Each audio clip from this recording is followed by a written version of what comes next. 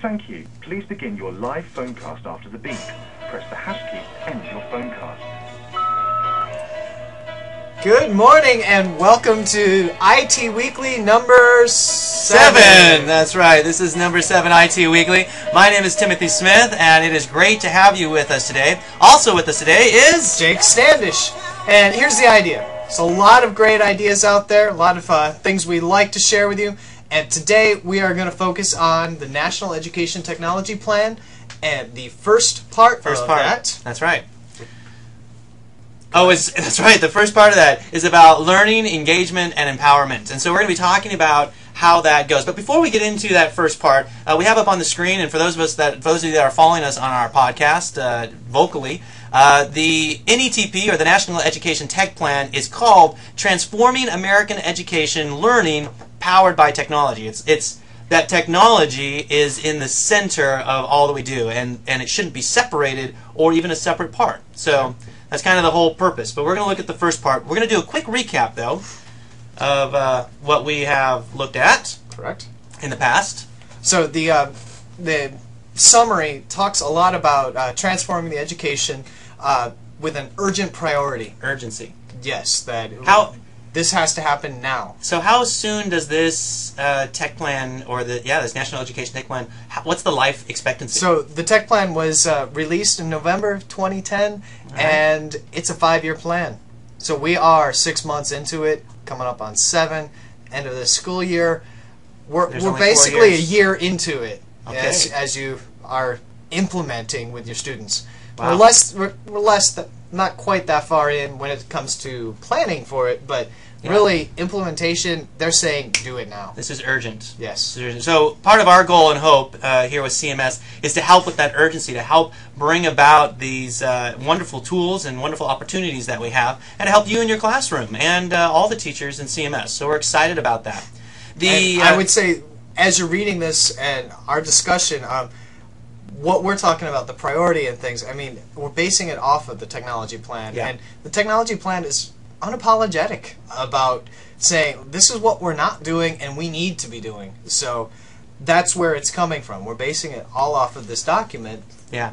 And it's distributed at a federal level. So yes, this is for take it seriously. This is for the nation. So that's pretty cool.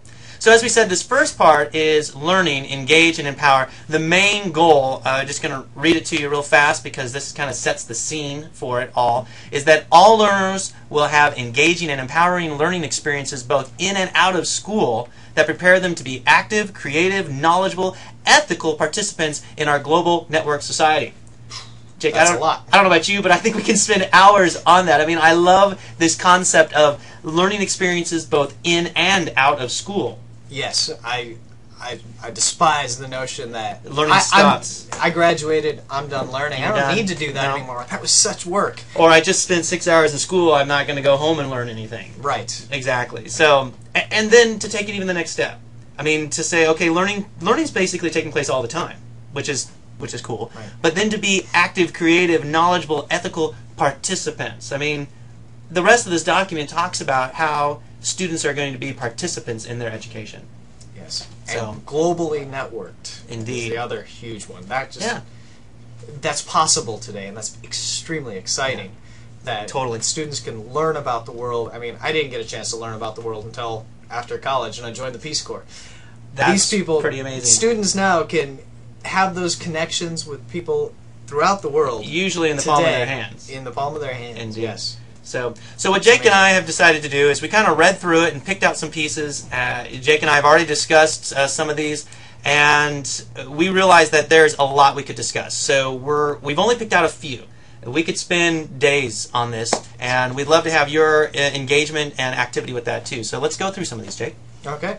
So one of the statements early on in the document is talking about the challenge of the education system, and really arguing that what we're doing today is based on how we learned, and that's not how students are learning today. They learn differently. We need to focus on how they are learning outside of the classroom and help apply that to inside of the classroom. They actually mentioned resourcing businesses and other informal methods of learning that are working Yeah. And applying that into the classroom. So trying to reach out to even the gaming industry, which I've tried that. I know. It's frustrating, but there's a lot of resources out there that they're saying we really have to transform how we learn, be revolutionary in this, not evolutionary.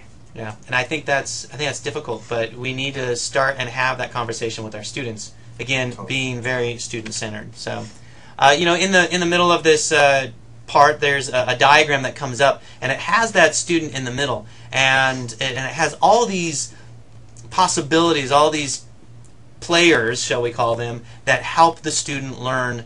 And the big thing that I got out of this next section was about providing an environment and tools that help students remember and understand content.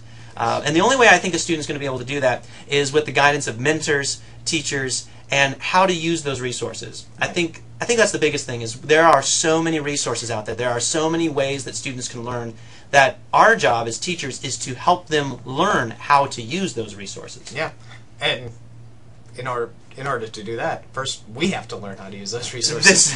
This is true. If you look at the resources that are mentioned, we're looking at wikis, blogs, microblogs like Twitter, and social bookmarking, which is Digo. Yeah. Delicious was an option. It was an option.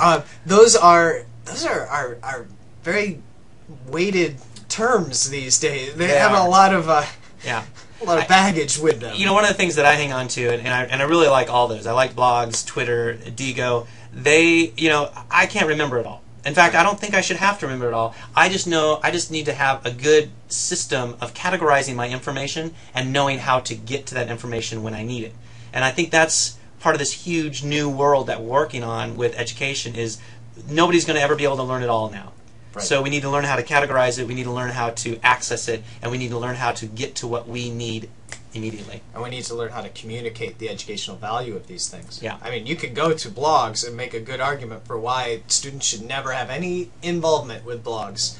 But if you go to the right ones, and I would argue that there are more good blogs than bad. I would agree too. But if you go to the right ones, you can actually make a perfect case for why students need to be doing these things. And that brings kind of to our next one, which I think is huge. It's huge for me, and as I've talked with others, and probably many of you out there, is this concept that all these ideas are important because learners themselves have their own passions. We need to help students find those passions and then pursue those passions. However those passions are, whatever they are, we need to help tool them. We need to help them focus in on those passions while still teaching everything else. And I think that's totally possible.